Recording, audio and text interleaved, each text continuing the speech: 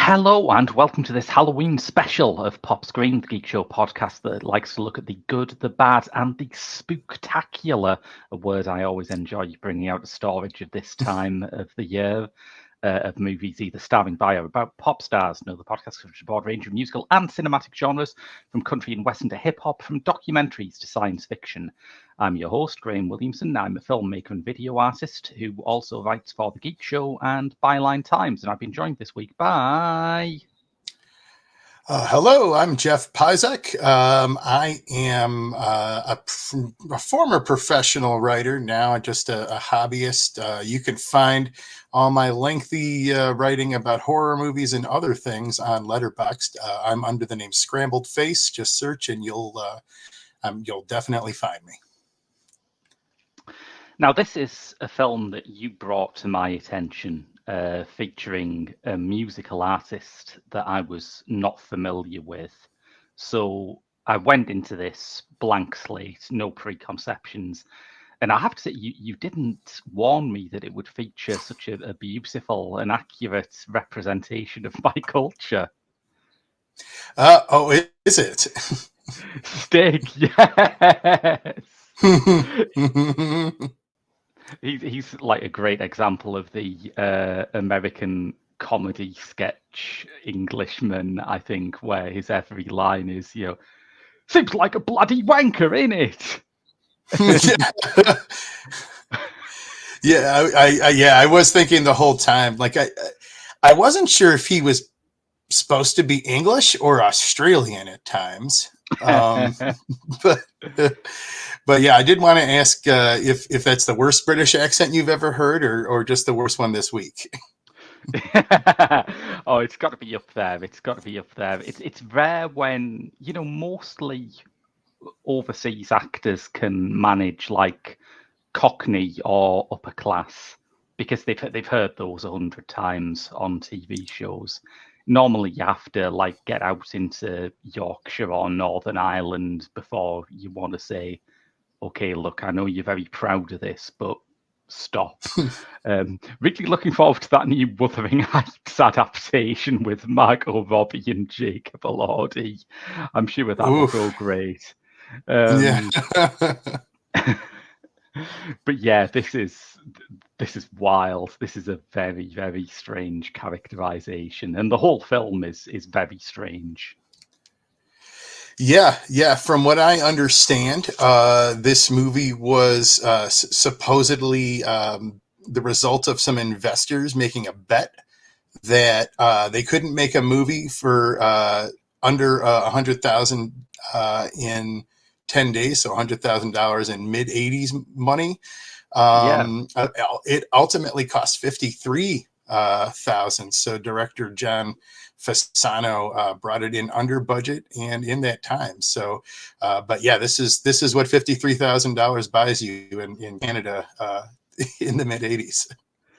I have to say, if that is the idea behind it, they didn't make it easy for themselves, because I'm pretty sure I could make a feature-length movie for under $100,000. It would just be, like, in storyline terms, a bit less Dogma and a bit more Clarks. Sure, and more, probably more dialogue heavy, for sure, that sort of thing. But yeah, no, yeah, as your analogy notes, yeah, they go for special effects in here, and they try to make it a slightly bigger world than this little recording studio that it's set at. Yeah, I mean, it starts off with a sort of a pre-credit sequence where a family are killed by the first of this movie's many vaguely obscene puppets. Yeah, I was going to ask if you could figure out what was happening in that opening. So there's like a family, a mom cooking food in the kitchen, and then she screams. And when the dad gets there, there's a puppet monster in the oven, and I wasn't sure Yep. if the mom was attacked by the monster. Was she eaten by it? Did she turn into that monster? Not really sure. Possible. Yeah. I mean, yeah, all of these are possibilities. My main thought is that there is this glorious moment where the dad gets down to find out what all the screaming's about, and the oven is sort of rattling unnaturally. And I thought, is this going to be like one of those Stephen King stories, like The Mangler, where, you know, they feel like they've been made on bets as well. It's like, hey, Steve, bet you can't make this scary. Yeah, the horror of the oven. Yeah, I don't know if he did that one, but yeah, like it's very Mangler-esque. If only this movie was about a haunted oven. Yes. Yeah, I think that would be a more credible villain than what we've got, which was like, I mean, this is 1987, this was made, and all I could think was that at this time, British television, and particularly British children's television, you know, stuff that I was watching as a kid, was going through an extraordinary love affair with latex puppets. And I'm not sure whether these puppets would be scary under any circumstances, but for someone of my age from my country, I'm just watching it and thinking, didn't you have like 2 series on CITV back in the day? Those little as you said, vaguely obscene. Some of them do look like one-eyed willies or They something. certainly do, yeah. I think Yeah. that's the main thing preventing them from being on kids' TV. It's not that they're too scary, it's that, you know, even with Britain's dubious history with children's entertainers, someone would think better of just making kids watch a cock for half an hour. Right. Just a little too fleshy. Yeah, yeah. Um, so then we get into the opening credits, which I don't know. Was this just the version that I watched? Because the title on the print I saw was The Edge of Hell rather than Rock and Roll Nightmare. Yeah, I think that was the original title, and the version that is most easily available is I don't think the films are different, but it has that title. That's the one that Synapse released on DVD in 2006, I think, somewhere around 2007. Um, yeah, so it's I think it just has I think that was the original title, and that's the print they got. Yeah, the credits are also full of just there's some extraordinary stuff in here, and introducing Rusty Hamilton was a credit that I found inexplicably amusing. Associate producer Mike Dolgy, which I don't believe is a real name, but also Hmm. it reveals that is it Jon Mikl or Jon Mikl Thor? I want to say it's Michael. It just looks like Hmm. Mickle. Yeah, that's probably it. Yeah, yeah. But he's a multi-hyphenate. He not only stars in this, he co-wrote it, he co-produced it, and yeah, he played the lead role. Yeah, and did the music for it. This wasn't his first acting gig. He had actually been in a couple of like low budget Canadian movies before this. One was called Recruits, which was a police academy knockoff, as you might imagine, Ah, where he played basically his stage persona as this heavy metal bodybuilder guy. hmm, And then he was in a movie the previous year, or it came out the same year, called Zombie Nightmare, yeah. which also, that one stars Adam West, TV's Batman, Huh? and Tia Carrere, who most people know from Wayne's World. And Thor's in there as a guy who dies and gets resurrected as a zombie. I've unfortunately never seen it, but it was on Mystery Science Theater at one point. So it's one that's out there for sure. But yeah, so he had met, I want to say he met the director, John Fasano, while they were making that Zombie Nightmare, no relation to Rock and Roll Nightmare. I did And I wonder think if it was a that's, franchise. Yeah. yeah, if only, and also no relation to Rock and Roll High School. So just to make that clear. Yes, we should talk. You've mentioned Jon Mikl Thor's stage persona, and we should talk a bit about that because, like I say, I was not familiar with him. I don't know whether that's a normal thing. I don't know how well known he is in Britain because I'm totally ignorant of almost all metal. So Sure. Yeah, I honestly like I just out myself as a lifelong longtime metal fan, and I had never heard of Thor before this movie started getting some internet popularity. He was a niche, very niche kind of guy. I would say his music um, really is more informed by like 70s glam rock, like that hard rock um, tradition. He credits people like Alice Cooper, Kiss, David Bowie, specifically the Ziggy Stardust, stepping into a persona, because like he very much plays up this persona on stage as a, the God of Thunder. yeah, My understanding is he was a bodybuilder first. He was doing some Vegas stage show where he eventually got on the Merv Griffin show because Merv Griffin, the talk show host, had gone to see him and invited him on, and then it went from there. He had a band and made some, a few records for bigger labels. But yeah, it ultimately worked his bodybuilder muscle man status into his stage show. yeah. I watched the documentary "I Am Thor" about Jon Mikl Thor as prep for this, and it's got that Merv Griffin show thing in it. I think that must be that must be some years into his music career because Griffin introduces him as he says sometimes he's a star of body rock or muscle rock or something, and it feels like there's someone at his record company who's very much trying to make this into a whole scene, and it didn't take off. But he comes on and he does basically an old-fashioned circus strongman act, bending bits of metal and things like that. Yeah, that would be his between song or maybe mid song antics. Yeah, he'd bend steel bars in his teeth. I think he'd rip license plates in half. He'd do the old bit where you get the rubber hot water bottle and you blow it up and inflate it. Yes. He'd do all this to just to prove how powerful and strong he was, and then sing songs about how powerful and strong he was.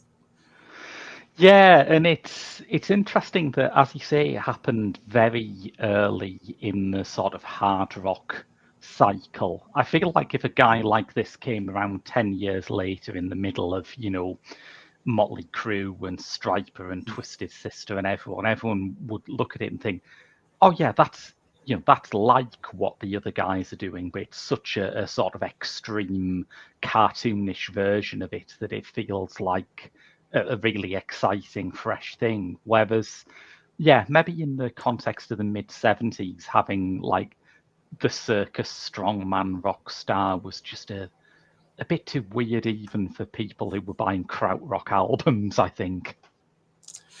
I definitely think so. And again, it's kind of a niche thing to begin with. And to be perfectly honest, I don't know if you delved into any of his music outside of that documentary, but it's not very consistently great. Let me just put it that way. I'm not going to denigrate the guy. He's still out there. He just made a record that came out. I listened to it this morning called Ride of the Iron Horse, I think it's called. Okay. So I mean, he's still out there doing it. But yeah, I would say from a musical standpoint, especially from a heavy metal standpoint, that's really not what he's playing. He's got the imagery. He's got a lot of the pageantry and the swords and the muscles and things, but his music is very kind of basic.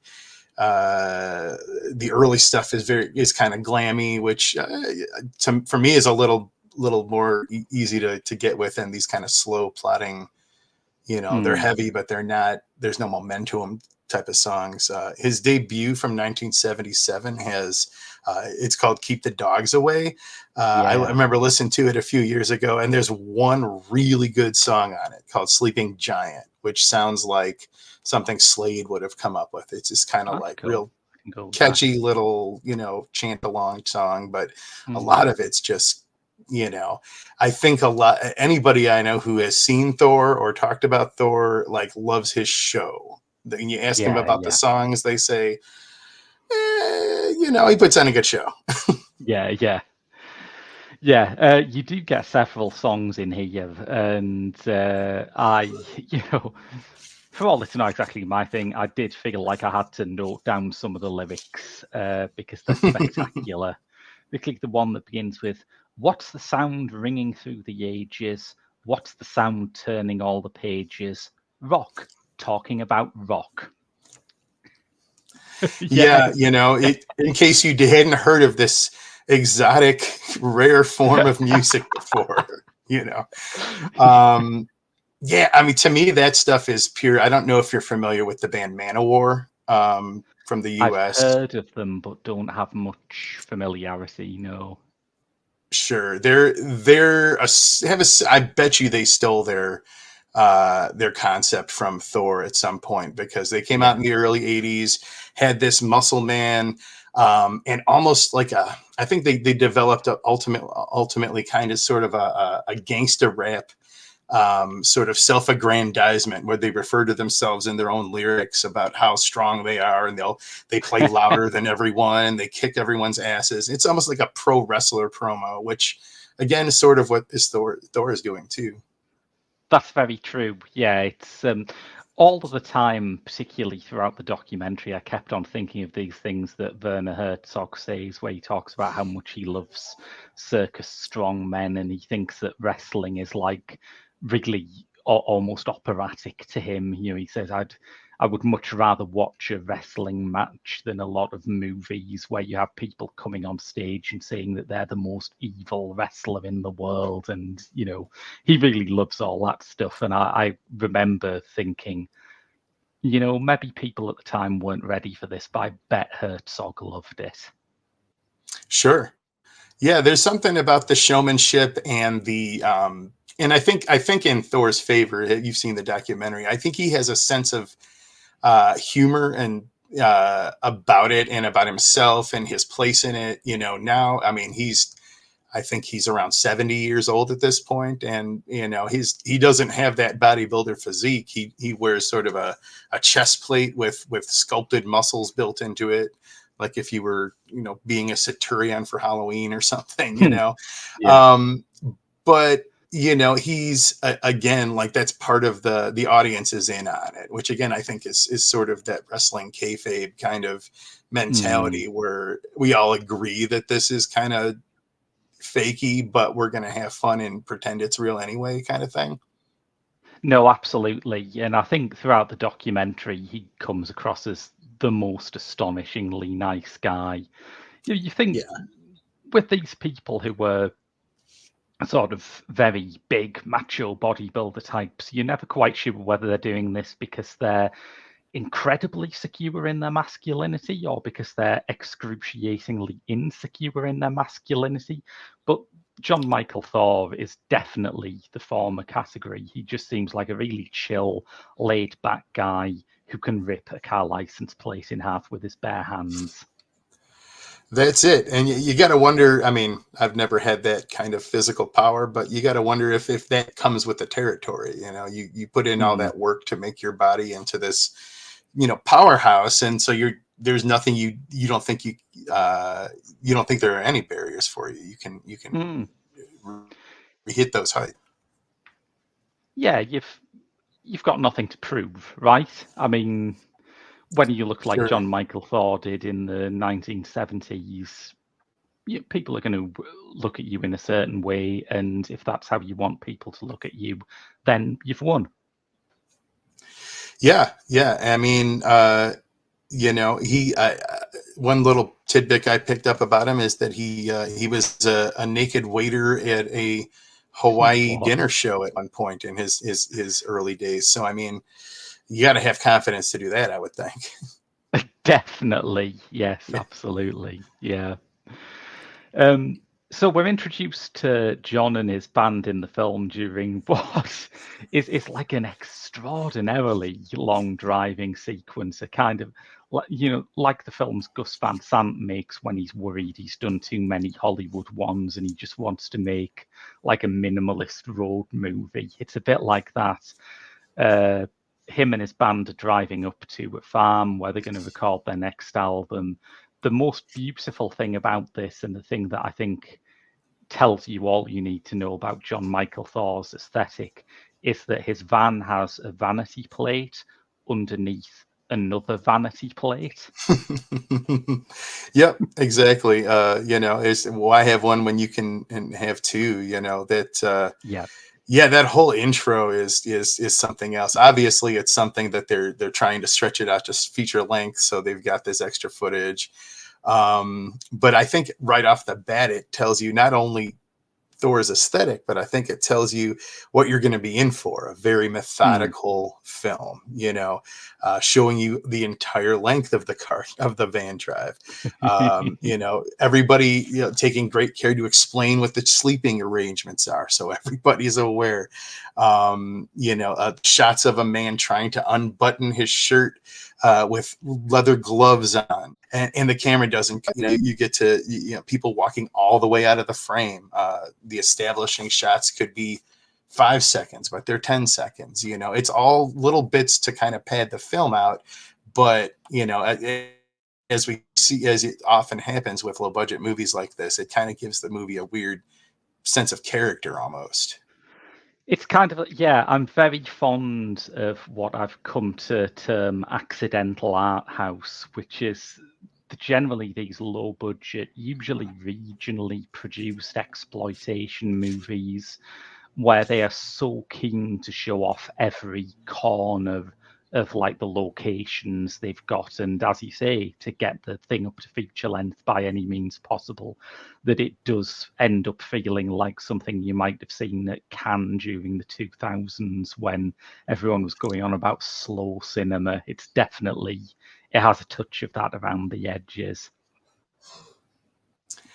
Yeah, yeah, it is almost an accidental kind of art. I've seen Mm. enough low budget movies that, but they don't bother to light them. So you're kind of stumbling in the dark, and you're almost listening to a radio play. This isn't That's that good. kind of That's movie. like It's at Pedro least, Costa.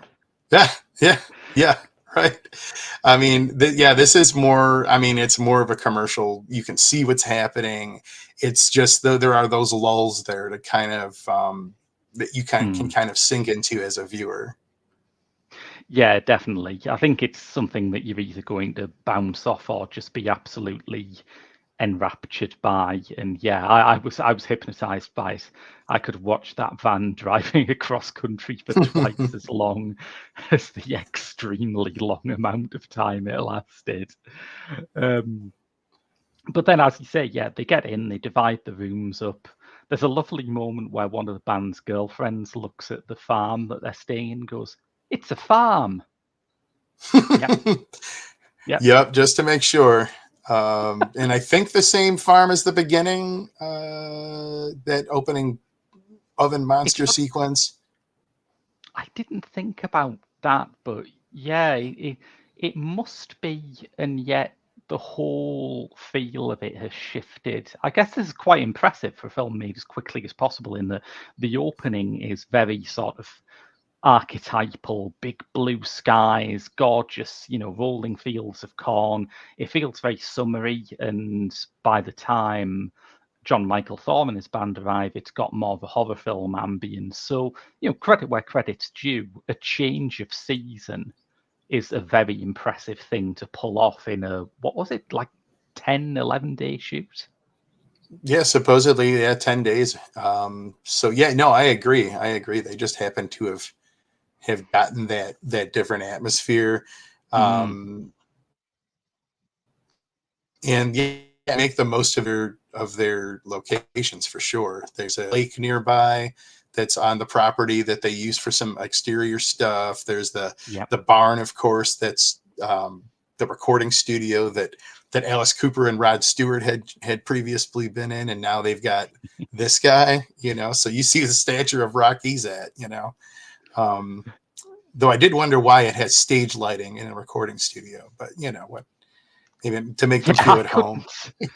I couldn't quite work out some of like what function that room had. As you say, stage lighting, recording studio. The guy behind the desk is the manager, isn't he? Like they don't seem to have brought a producer to record their new album. Yeah, I think their manager is also their recording engineer. He's good because he's got all those guitar T-shirts or those button-down shirts and the jacket with the official Archie Club on there. My favorite part of his outfits is when they make him the cook as well, and so he makes them dinner and he puts on an apron and like a paper hat, like he's the short order cook. For some reason, that he brought that with him to the recording. Hey, all right. There's loads of really funny moments in that scene. I love the cutaway to the band's girlfriends, and they're like all filing their nails and knitting while they play the song, which is that the two genders. You were either talking about rock or filing your nails, I guess. But Yeah.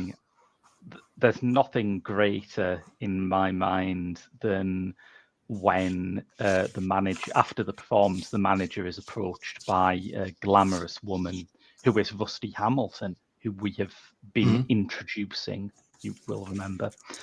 Special appearance. They're like flirting with each other, and it's playing this really heavy, ominous music. It's just like, well, this guy's, got a glamorous woman after him, and he's a nerd. You can't tell me that there isn't something satanic going on here. Yeah, absolutely. And that's the fear is borne out when she turns out to be a puppet creature or Satan or something, and maybe he gets possessed. She like gnaws a hunk out of his shoulder.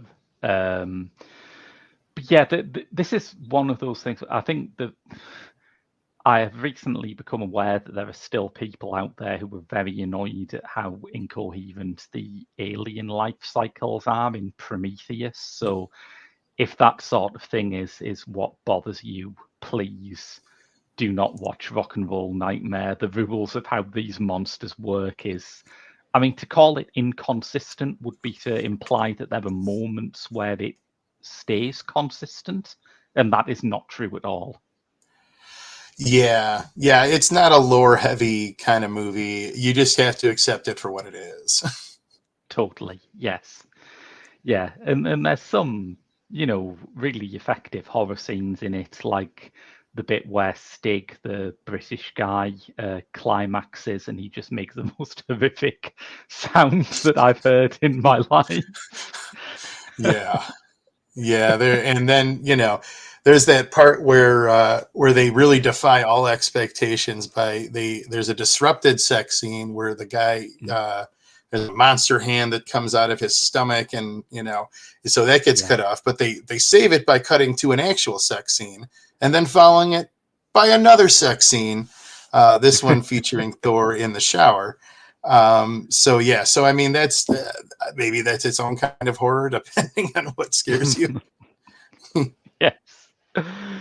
Yeah, I mean, this has a lot of, once again, producer, star, co-writer Jon Mikl Thor naked and having sex in it, but he is still sort of self-deprecating, isn't he? There's that lovely bit where he's in the bathroom and he just starts doing the old Schwarzenegger muscle poses in the mirror, which it's hard to imagine like a genuinely vain guy okaying that.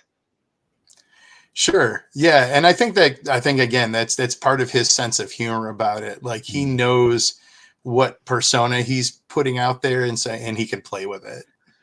Totally. Yes. The other manifestations, like I say, very hard to catalogue. He does become possessed for a bit, doesn't he, Thor? That happens, and it's not just something I hallucinated. Like at the climax, you're saying? No, before that stuff, there's a who gets possessed in this? Because even with that bit where they divide all the rooms up at the beginning, I still had a weirdly hard time remembering how many people are in this house. Sure. Yeah. No, I think, and this is what I kind of alluding to earlier. I have a hard time telling whether they're being possessed, they're being impersonated. It's one of those Yeah. where, there's a character who's been gone for a while, comes back and talks to a character, and then suddenly that character is dead too or missing. And since a lot of the violence or killing or possession or whatever happens off screen, which Mm. characters are sometimes they disappear, sometimes they come back. Again, yeah, you just kind of have to take the scenes as they come and say, well, eventually they're picking everybody off down to just Thor. So, and I'm not sure if he actually got possessed at some point or if he was just it was just acting. Put it that way. Yeah, there's that's also a possibility, I guess. Yeah. One of the greatest manifestations of evil that you have in the film is the killer roast chicken. Yeah. Yeah, this the chicken with teeth that never comes back. It's just Yeah, there, and they spend all that time building the little puppet and everything, and yeah, it's movie magic for you. that's it. My dream, my fondest wish is that it's an Eraserhead reference. Yeah, I did think of that, but and knowing John Fasano, it might be. He was a horror movie guy, and it was if Thor Ah, hadn't okay. seen Eraserhead, I'm sure he had. Right. I didn't know much about. Well, I still don't know much about Fasano. Did he direct much else? His other movie that's pretty well known came out like a year after this, and it's called Black Roses, and it's Mm. another of the '80s quote unquote heavy metal horror movies. That one's about a small town that a band comes to. That the band's all demons, and they're possessing the town's kids. Not a great movie, but again, like some good tie-in of the music with horror tropes. Um, and he also made, I think, a sort of an Americanized version of the Jiangxi, the Chinese hopping vampires. Ah, I think he tried to do a movie kind of bringing that into like an American setting, but that one I haven't seen. It's called the somethings. I can't remember what it's called. Sorry, but yeah, he did do some horror movies on top of this one, and I'm was a gonna have to special look effects that up. guy too. Yeah, I'm gonna have to look that up because I am very fond of some Chinese hopping vampires. Was it the Jitters? the jitters. Yeah, that's what it's called. Yeah, And yeah, it's not very easy to find right now, but I'm sure it's out there. must be. Yeah. I've I'm looking at his CV and there's some, like I say, the directorial side of it sort of peters out after a bit. He did a few things in the 2000s, but he has some remarkably interesting writing credits, including Universal Soldier: The Return and Megiddo: The Omega Code 2. Yes, a movie I saw in the theater when it came out. Yeah, it is exactly what you think it is. It's Christian exploitation, end of the world stuff. I didn't realize until just now that he worked on that, but yeah, it's a Yeah. thing. It's interesting because one of the funniest bits of I Am Thor is that when they tried to get more serious management and move out, just to stop being a nude waiter for a bit, that would be a start. One of the people they got who was supposedly professional then suddenly decided that they would base all of their management decisions off the channeled entity Seth, who was big in that kind of 60s, 70s, early New Age scene. So, yeah, between that and Omega Code 2, I think there was a strong case for Jon Mikl Thor as being like a skeleton key to a whole occult history of America somehow. There's a connection there. Yeah. You got to wonder who he met with, who he partied with, was he, Yeah. I mean, again, he seems like a very straight laced, nice guy. Doesn't seem like he has a whole lot of dark side to him, but you never know. Maybe he was, Mm. hanging out with the Levians or something at some point. Well, I think him being a nice guy fits very well with Seth Speaks. I tried to read a bit of it in research for this podcast, letting no one say that I half-assed this stuff. And it is the blandest shit. It's like the sort of stuff you would find in any self-help book about believing in yourself and staying true to your goals, but because it's being channeled by a spirit, we're meant to like take it as cosmic wisdom. So yeah, we're definitely not talking about getting in with the Manson family or anything like that here. Yeah, that sounds about right. Yeah, if he is going to be an occultist, he was probably the nicest one. But Yes. yeah, I don't know. I've never heard anything about that. I've always just considered him a performer. He doesn't seem like an ideologue of any type. Let's put it. No, definitely not. No. Um, but of course, towards the end of the film, we learn exactly what his spirituality is because he's the Archangel Triton. Triton, which is alternately the name of his band. They are also credited as the Tritons, Mm. plural, with a Z at the end. And but yeah, Triton he's supposedly, I guess, spoilers for Rock and Roll Nightmare. He's been he's been the whole time imagining and projecting images of all these people who came with him. So again, from the fake accent to the rock, the rock and roll shirts. This is all the product of the Archangel Triton's mind, laying a trap for no one less than Beelzebub himself. I mean, I love the idea of an emissary of heaven, someone from the afterlife, just sat around trying to conjure up Stig. That's amazing. That's Right. weirder than the Apocrypha. Right, and his girlfriend, and Yeah. Triple X star Rusty Hamilton, and a number of everybody else there. That's the gig. He set this all up as a trap to get Beelzebub and his little penis demons to come after him. So it worked. It worked. It absolutely works. And I mean, if kitsch is one of those things where it seems very specific, but in fact, it strikes everyone differently. I think if you were looking for bad movie vibes and you were not into the endless driving sequences at the start, if that's not your kind of bad movie, the Archangel Triton stuff definitely will be. An angel in Rock and Roll Nightmare is nothing less than Jon Mikl Thor in all his chiseled muscle man glory, just standing there in like a leather posing pouch. Yeah, that with spikes all over his crotch. He's got a cape. His hair is like up to the sky. Like it is Exactly. insane. Yeah. Yeah, with the guy liner, the whole bit, and he's transformed into this what I'm guessing was his actual stage outfit at the time. Yes.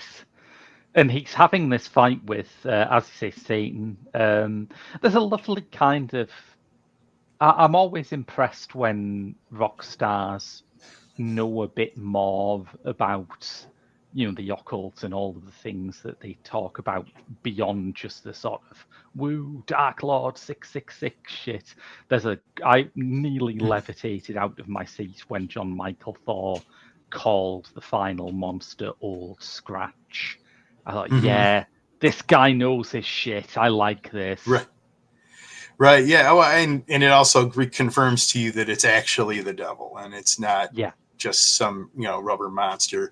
It makes some stakes, but again, I tend to think of the devil as a fairly clever entity. Should the devil exist? So how this plan worked against such a clever, ageless evil, we'll never know. I also tend to think of the devil as an entity that can move, which is also something that the puppet here struggles with.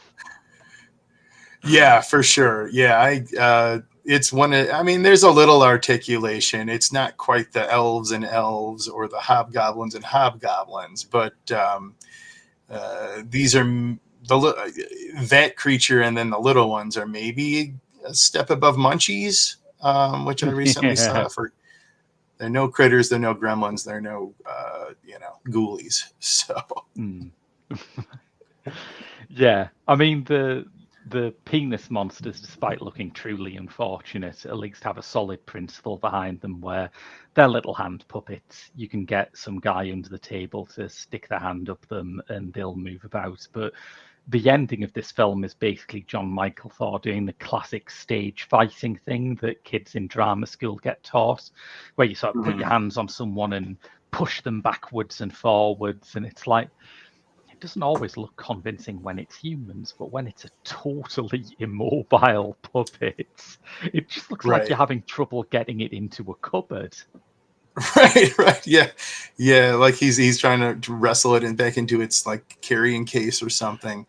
Yeah, I mean, at least the little ones can smoke cigarettes. That's This true. guy is. Yeah, this guy is. Yeah, and when he also throws some creatures at Thor, the devil, Yes. and that's one of those classic Bela Lugosi and Bride of the Monster. Catch this little starfish and hold it to your chest and make it look like you're fighting with it because it's not going to move otherwise. So those are pretty good. They're in slow motion. You get to see just how fake it is. Again, yeah, I think it's part of that ending sequence is like really that's like the sizzle reel that the show you put that to show everybody what this movie's all about. But the most of the movie isn't that level of weirdness. Most of it is just people sitting around talking about this album they're making or whatever. And but when it ramps up in that last bit, it is just they just throw everything at you, and including the little rubber monsters. Yes. Yeah. Yeah. The ending is it is kind of an abrupt change of tone and it ends abruptly because where the hell do you go after you've had this happen? Yeah, exactly. Yeah, it just kind of wraps up. There was a sequel at one point made, which I have not seen, and I Ah, don't think a yeah. lot of other people have. But they found a way to continue the story, at least for Triton, the archangel. So, but yeah, Yes. I can't tell you much about it. No, I can't. I'm pleased that, it came out in 2005, so this is really innovating the legacy sequel. This is like the 80s B-movie equivalent of Top Gun Maverick we're looking at here.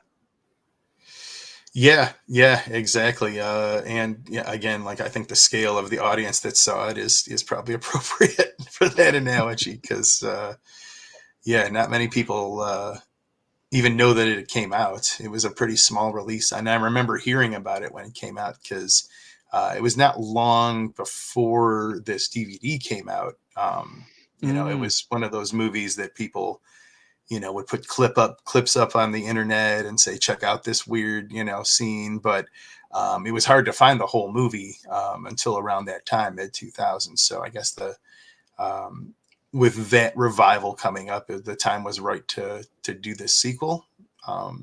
But sadly, I not many guess, people saw it. yeah.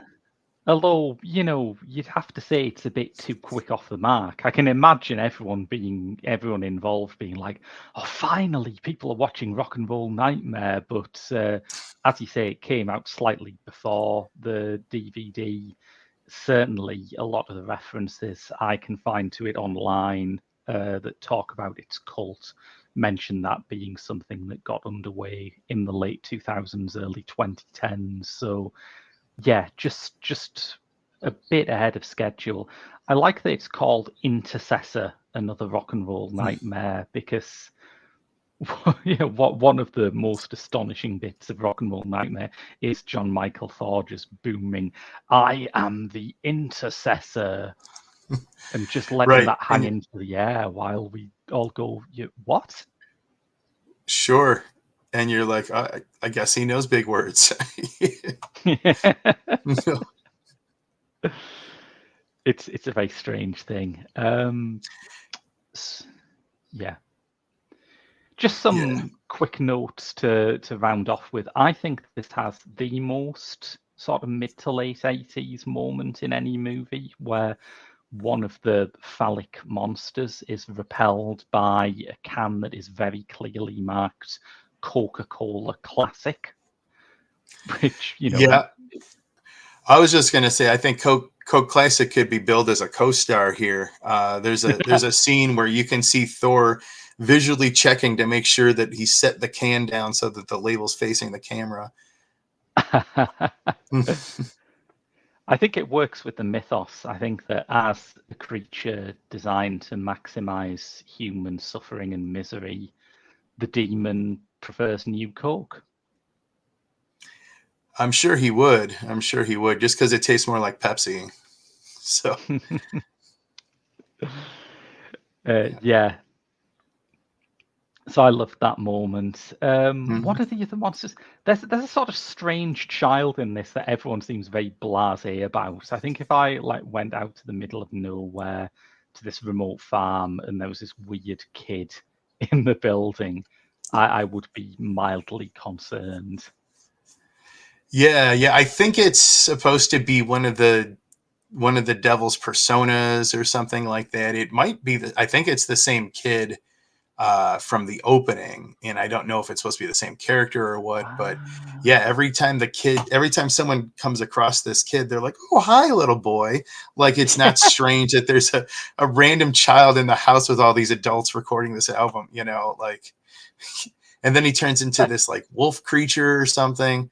yeah, There's some good behind the scenes makeup test footage of the or footage of him getting the appliance put on the DVD that is pretty fun. It gets to show you a little of this like low budget behind the scenes production. It looks like they're doing it in someone's wood paneled basement.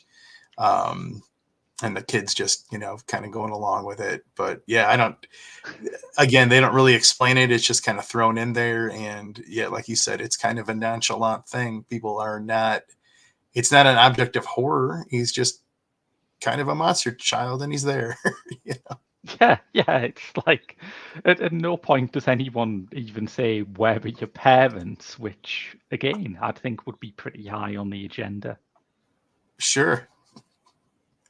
Yeah, it's a very strange film and a very charming film, I think. I think part of that charm is just Jon Mikl Thor's charm. You can tell that he is having the time of his life being a big movie star, going around fighting monsters, taking his shirt off at every opportunity.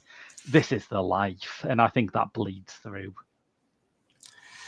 Yeah, absolutely. Yeah, I'm glad you enjoyed it because again, it's technically not a what people would call a good movie, but it's got a lot of character and like you said, like Thor as a persona. Like again, I didn't know anything about him before I first saw this, and it Mm, sends you down a little rabbit hole just to see who this guy is, what he was about at the time, and shocking to see that he's still out there doing it. Um, totally. it's the fun of a low budget, low stakes, DIY production, that actually got out there and people can see. You get a little slice of what these people's lives were like at that time, Yeah. more than you would with something that was, very meticulously designed for maximum realism. Whereas, you're available, the people who are available, the means available to you, it gets creative and you get some interesting results. And that's why I always give a benefit of the doubt to stuff that like this.